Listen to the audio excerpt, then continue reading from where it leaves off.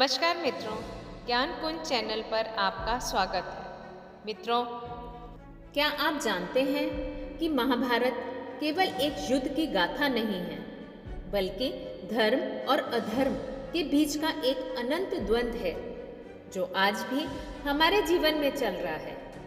यह सिर्फ कौरवों और पांडवों की लड़ाई नहीं, बल्कि हमारे भीतर चल रहे संघर्ष की एक गूढ़ कहानी है।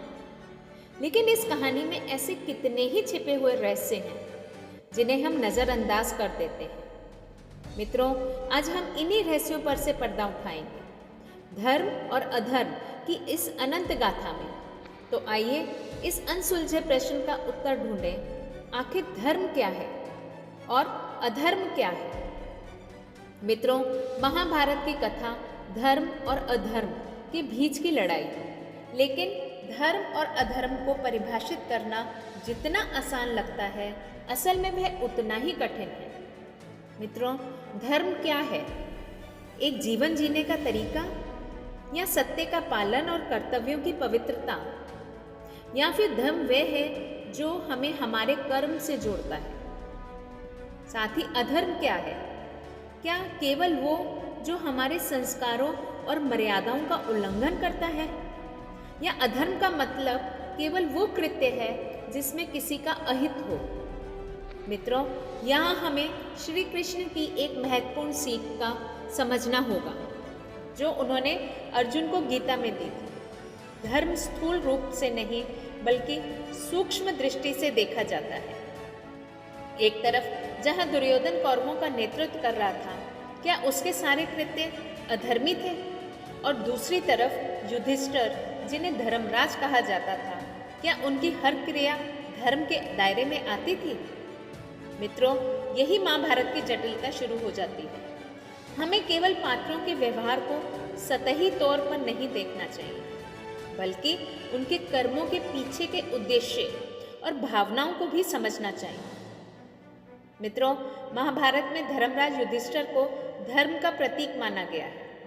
लेकिन क्या आप जानते हैं कि युधिष्ठिर के कई निर्णयों पर आज भी सवाल उठाए जाते हैं। मित्रों, कुशलता से धर्म का पालन करने वाले युधिष्ठिर ने जब जुए में अपना सब कुछ दांव पर लगा दिया, तब क्या वो निर्णय धर्म संगत था? उन्होंने अपने भाइयों को और यहाँ तक कि अपनी पत्नी को भी जुए में लगा दिया, लेकिन ये तो उनके धर्म का उल्लंघन था। यहाँ सवाल ये उठता है, क्या अपने कर्तव्यों का पालन ही धर्म है, या परिस्थिति के अनुसार सही निर्णय लेना भी धर्म है? युधिष्ठिर ने अपने धर्म का पालन करने के नाम पर कई बार गलतियां की, और इन गलतियों से महाभारत का युद्ध अपरिहार्य हो गया। मित्रों, युधिष्ठिर का चरित्र हमें यह सिखाता है कि धर्म की परिभाषा स्थिर नहीं है। सही और गलत का मापदंड परिस्थितियों के अनुसार बदलता रहता है। कभी कभी अत्यधिक धर्म का पालन भी अधर्म का कारण बन जाता है। कर्ण, सूर्यपुत्र कर्ण महाभारत के सबसे त्रासद पात्रों में से एक थे। उन्हें सदैव अधर्मी पक्ष यानी कौरवों का सहयोगी माना गया। पर क्या आप जानते हैं, कर्ण ने कभी स्वयं को अधर्मी नहीं माना। मित्रों, कर्ण ने हमेशा अपनी मित्रता का धर्म निभाया। उनके लिए दुर्योधन का मित्र होना सबसे बड़ा धर्म था, लेकिन उनके इस धर्म ने उन्हें अधर्म के मार्ग पर खड़ा कर दिया। कर्ण का चरित्र एक गहरा संदेश देता है। हमारे जीवन में कई बार ऐसे मौके आते हैं जब हमें धर्म और अधर्म के बीच चुनाव करना पड़ता है। मित्रों, कभी कभी सही राह चुनने के बावजूद परिस्थितियां हमें गलत परिणामों की ओर ले जाती हैं। कर्ण अधर्म के साथ होने के बावजूद एक सच्चे मित्र, एक महान योद्धा और एक आदर्श अनुयायी थे। पर उनकी ये अच्छाई भी उनके अधर्मी कर्मों से नहीं बचा पाई। मित्रों, श्री कृष्ण महाभारत के सबसे महत्वपूर्ण पात्र हैं, और उनके द्वारा दी गई गीता का उपदेश धर्म का सबसे गहरा सार है। कृष्ण ने अर्जुन को जो सबसे बड़ी शिक्षा दी थी, वो यह थी कि धर्म केवल कर्म से नहीं, बल्कि उसके पीछे की नीयत से परखा जाता है। मरण रहे पार, कर्मण्येवाधिकारस्ते मा फलेषु कदाचन। कृष्ण ने समझाया कि हर व्यक्ति को अपने कर्मों का फल मिलेगा। मा कर्म फल हेतुर्भु माते संगोस्त्व कर्मणि। परंतु उस कर्म की शुद्धि आवश्यक है। अपने कर्तव्यों का पालन करना ही सबसे बड़ा धर्म है, चाहे वह कितना ही कठिन क्यों ना हो। उन्होंने अर्जुन को यह भी समझाया कि अगर तुम्हारा कर्तव्य युद्ध करना है तो वह धर्म है, भले ही वह विनाशकारी प्रतीत हो। मित्रों, श्री कृष्ण जी की यह शिक्षा हमारे लिए आज भी अत्यंत ही महत्वपूर्ण है। अक्सर हम अपने जीवन में सही और गलत के बीच में उलझे रह जाते हैं, लेकिन कृष्ण हमें सिखाते हैं कि हमारे कर्म, हमारे इरादे और हमारे कर्तव्य ही हमारा असली धर्म है। महाभारत की कथा में धर्म और अधर्म का द्वंद्व अनंत है। हर पात्र, हर घटना इसी द्वंद्व को दर्शाती भी है।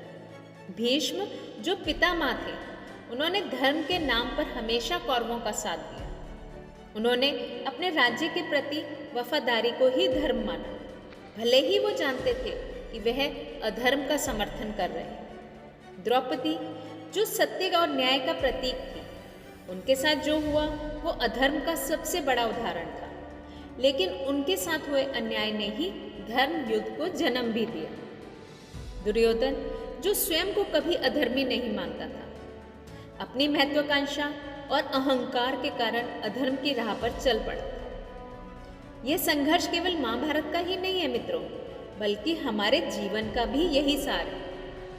हर दिन हर धर्म और अधर्म के बीच एक अनदेखा युद्ध लड़ते रहते हैं। यह युद्ध हमारे विचारों, हमारे कर्मों और हमारे निर्णयों में होता है। महाभारत हमें यही सिखाती है कि धर्म और अधर्म के बीच की रेखा बहुत धुंधली होती है। इसे समझने के लिए केवल शास्त्रों की जानकारी नहीं, बल्कि हृदय की सूक्ष्मता और विवेक की आवश्यकता होती है। मित्रों, हमारे जीवन में भी ऐसे कई मौके आते हैं जब हमें धर्म और अधर्म के बीच का चुनाव करना पड़ता है। सही और गलत की परिभाषा हम हर परिस्थिति में बदलती रहती है, लेकिन यदि हमारे कर्म निस्वार्थ हैं और समाज व जीवन के प्रति हमारे दायित्वों को समझकर किए गए हैं, तो वे धर्म की राह पर चलने का ही प्रमाण है।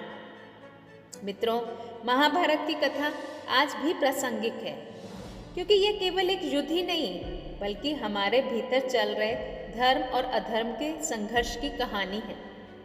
तो अगली बार जब आप किसी निर्णय के कगार पर खड़े हों, तो एक बार महाभारत के इन पात्रों को याद अवश्य करें, क्योंकि जीवन की हर परिस्थिति में हमें धर्म और अधर्म के द्वंद्व में उलझा सकती है, परंतु सही निर्णय वही है जो नियत से जुड़ा होता है। धन्यवाद मित्रों, आज के लिए सिर्फ इतना ही। जल्द मिलेंगे एक नई वीडियो के साथ। मित्रों, आज की वीडियो आपको पसंद आई हो तो कृपया चैनल को लाइक, शेयर एवं सब्सक्राइब करना ना भूलें।